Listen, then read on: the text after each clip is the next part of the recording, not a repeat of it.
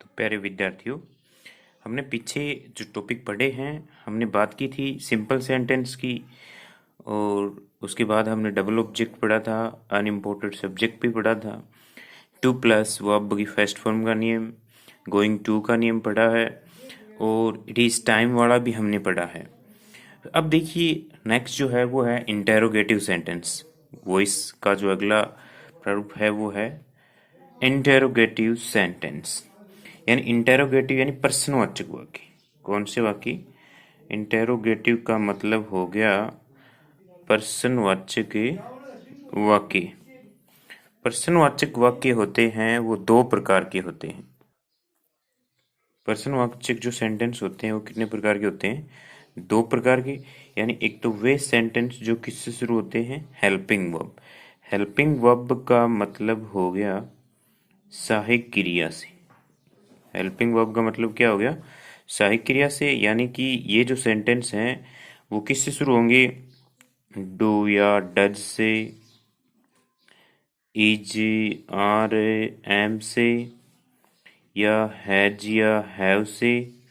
कहने का मतलब हो गया इन वाक्यों के शुरू में आपको क्या मिलेगी? सहायक क्रिया मिलेगी। सबसे इंपॉर्टेंट बात है, अब तक जो सेंटेंस हमने पढ़े हैं उनके शुरू में या तो सब्जेक्ट या इसके अलावा आपको कुछ ना कुछ शब्द मिले हैं, लेकिन आपको हेल्पिंग वर्ब नहीं मिली है। यानी इट इज टाइम वाला तो उसमें इट इज टाइम मिला, आपको हेल्पिंग वर्ब नहीं मिली है शुरू में। ये ऐसे सेंटेंस हैं जिनमें आपको न तो सब्जेक्ट और न कुछ और शब्द मिलेगा, बल्कि क्या मिलेगी? सहायक क्रिया। जैसे सभी टेंस की जो सहायक क्रिया होती है, helping verb, do does is am are है, हैज है, वह हैड है, डिड है, सेल विल है, हैड है। सभी जो सहायक क्रिया है वो इन वाक्यों के शुरू में आएगी। एक प्रकार तो ये हो गया सबसे इंपॉर्टेंट बात। दूसरा जो प्रकार है वो है डब्ल्यू एच वर्ड का।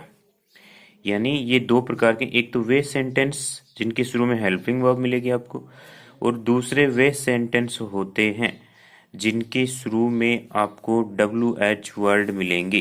क्या मिलेंगे? डब्ल्यू एच वर्ड मिलेंगे। अब डब्ल्यू एच वर्ड देखिए कौन कौन से होते हैं। डब्ल्यू एच वर्ड का मतलब हो गया वाई हो गया, व्हेन हो गया, वेयर हो गया, हाउ हो गया, व्हाट हो गया। इस प्रकार की ये जो डब्ल्यू एच वर्ड है, इनसे वाक्य है वो शुरू मिलेगा। यानी वाक्य के शुरू में आपको ये डब्ल्यू एच वर्ड मिलेंगे। जैसे किसी की वाई हो जाएगा, वैन हो जाएगा, वेयर हो जाएगा, हाउ हो जाएगा, व्हाट हो जाएगा। लेकिन इनमें आपको ये ध्यान रखना कि एक शब्द है डब्ल्यू एच, वो थोड़ा सा अलग है। यदि कोई भी सेंटेंस हु से शुरू है, किससे शुरू है? हु से शुरू है, तो उसकी शुरुआत पैसिव वॉइस बनाते समय बाय हुम से करते हैं। किससे करते हैं? बाय होम से करते हैं। यानी कि ये डब्ल्यू एच वर्ड थोड़ा सा अलग है। अब देखिए इन वाक्यों की सबसे इम्पोर्टेंट जो बात है वो ये है कि यदि सहायक क्रिया से शुरू है तो पेसिव बनाते समय भी शुरुआत किससे करने हैं? सहायक क्रिया से। और यदि डब्ल्यू एच वर्ड से वाक्य शुरू है तो पेसिव बनाते समय भी शुरुआत किससे करनी है? डब्ल्यू एच वर्ड से, उसी डब्ल्यू एच वर्ड से करनी। अब जैसे मैं देखिए एग्जाम्पल बताता हूँ। पहले इसका सूत्र देखिए, सबसे पहले जो हेल्पिंग वर्ब आती है उसी ग्रुप की सहायक क्रिया आएगी। ये आपको देखना है कि पैसिव में कौन सी सहायक क्रिया आएगी। सबसे पहले हेल्पिंग वर्ब, उसके बाद हम लगाएंगे ऑब्जेक्ट। क्या लगाएंगे? ऑब्जेक्ट। यानी कहने का मतलब बात वही है, हेल्पिंग वर्ब उसमें बाद में आती थी, इसमें पहले आ गई क्योंकि वाक्य है वो इंटेरोगेटिव है हमारा। हेल्पिंग वर्ब, ऑब्जेक्ट, इसके बाद यदि मॉडल आ गया तो बी यहाँ पर आएगी। अगर परफेक्ट टेंस आ गया तो बीन यहाँ पर आएगी। अगर कंटिन्यूज आ गया तो बीइंग यहाँ पर आएगी। इस प्रकार से बी, बीन या बीइंग, ये सहायक क्रिया यहाँ पर आएगी। अब देखिए ये helping verb, object plus be, been या बीइंग। अब उसके बाद देखिए मैन वर्ब की थर्ड फॉर्म लगाएंगे। कौन सी फॉर्म लगाएंगे? Third form.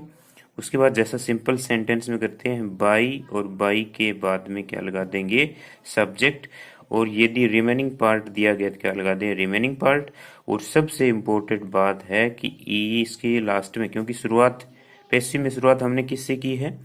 हेल्पिंग वर्ब से की है, तो इसके लास्ट में भी क्या आएगा, क्वेश्चन मार्क आएगा। क्या आएगा, क्वेश्चन मार्क, यानी प्रश्नवाचक चिन्ह, क्योंकि पैसिव में शुरुआत किससे कर रहे हैं, हेल्पिंग वर्ब से, और एक्टिव में भी शुरुआत किससे थी, हेल्पिंग वर्ब से। अब देखिए मैं सेंटेंस बताता हूं आपको। पहला एग्जाम्पल है, हैव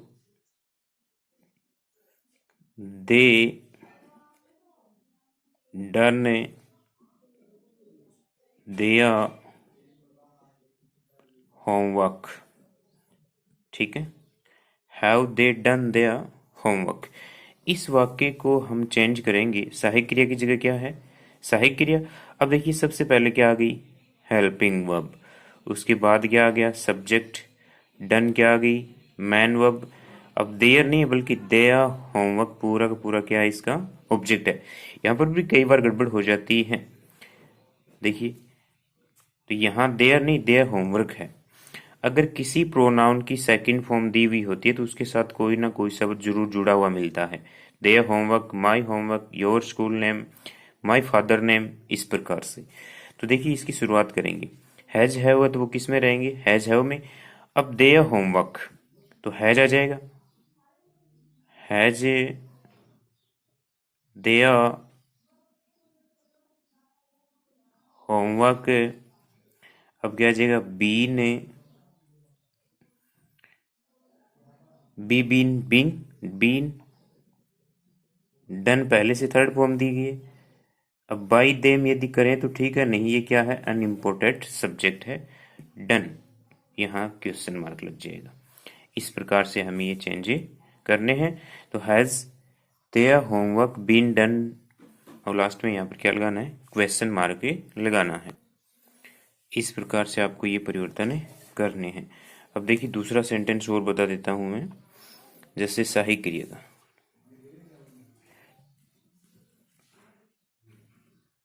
शुड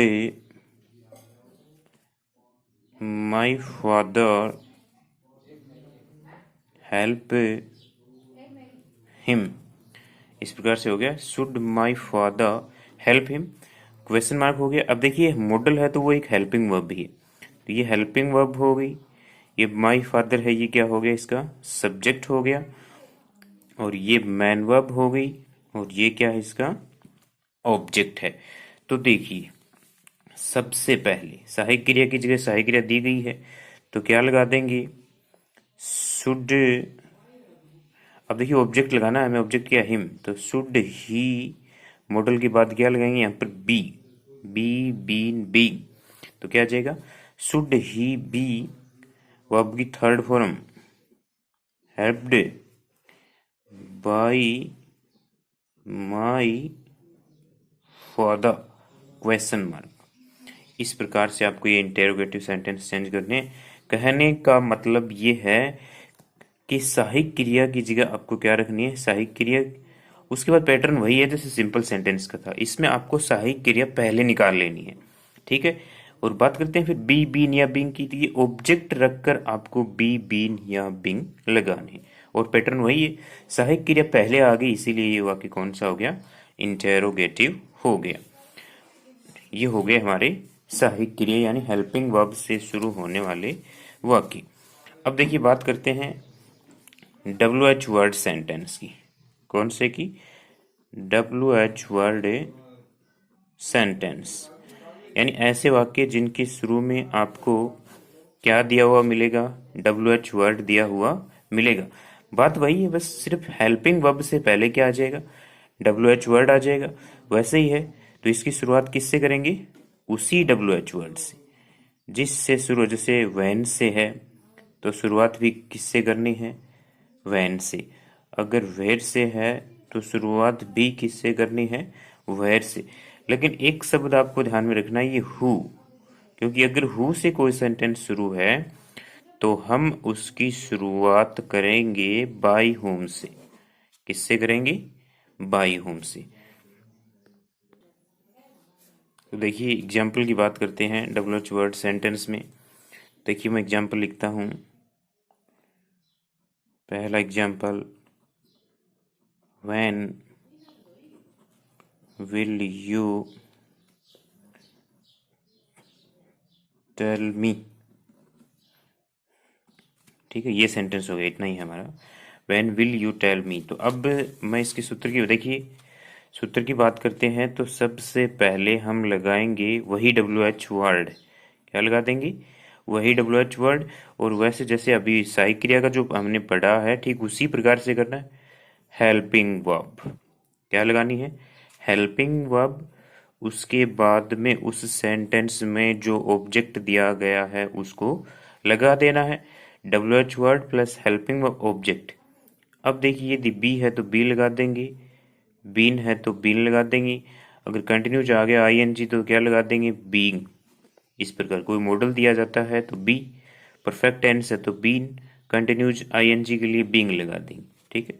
उसके बाद मैन वर्ब की थर्ड फॉर्म, उसके बाद बाई का प्रयोग, और उसके बाद जो सब्जेक्ट होता है वो लगा देते हैं, और लास्ट में क्या लगाएंगे?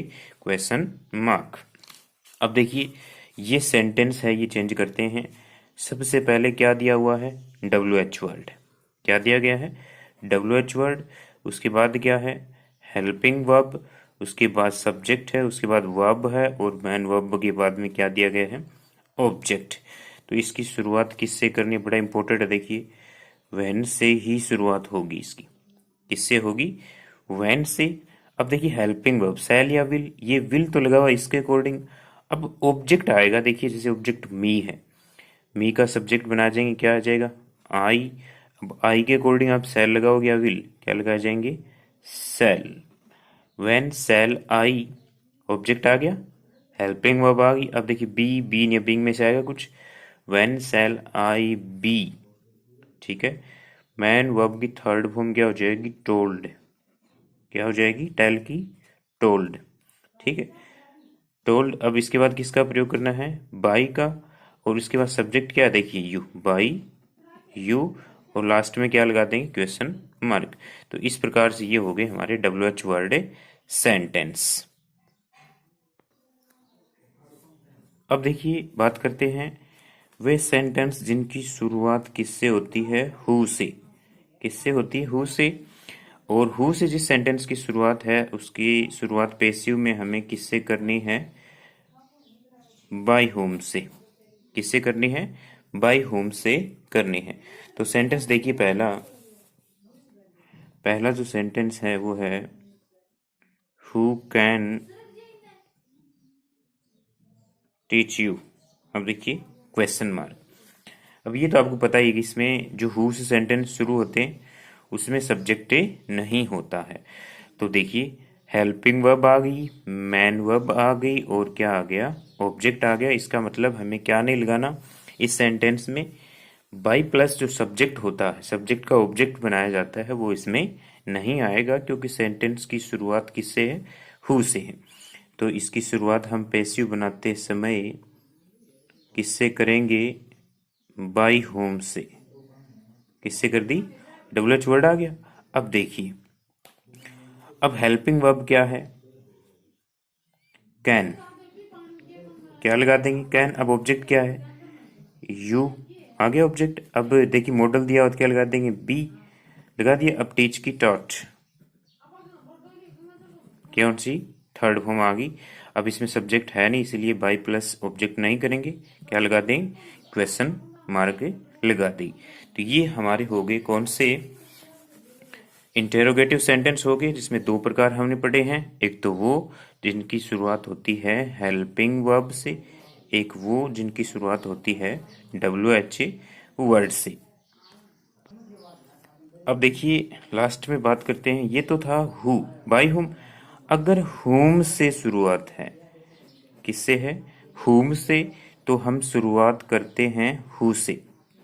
किससे करते हैं? हु से। अगर हु से तब तो बाई हुम से करते हैं, लेकिन एक्टिव वॉइस यदि हुम से शुरू है तो उसकी शुरुआत हम किससे करेंगे? हु से करेंगे। अब सेंटेंस देखिए, हुम डू यू लाइक।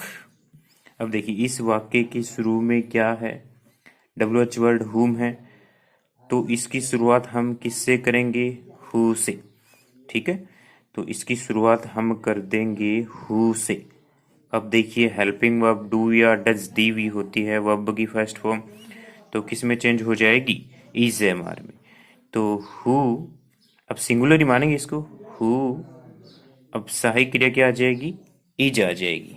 क्या आ जाएगी, इज आ जाएगी। अब मैन वर्ब की कौन सी फॉर्म आएगी, थर्ड फॉर्म। तो हु इज लाइक डे, अब ये तो है ही, अब क्या आ जाएगा, who is like day by you. क्या आ जाएगा, who is like by you, क्योंकि हेल्पिंग वर्ब के बाद में आपको ये सब्जेक्ट दिया गया, मैन वर्ब ये है, इसके बाद ऑब्जेक्ट नहीं है, तो ये सब्जेक्ट हमने क्या बना दिया, यहाँ पर ऑब्जेक्ट बना दिया, और लास्ट में क्या लगा देंगे, क्वेश्चन मार्क। तो प्यारे बच्चों, ये हो गए हमारे इंटेरोगेटिव सेंटेंस के दो प्रकार, और दोनों अच्छे से आप यादें करोगे। धन्यवाद।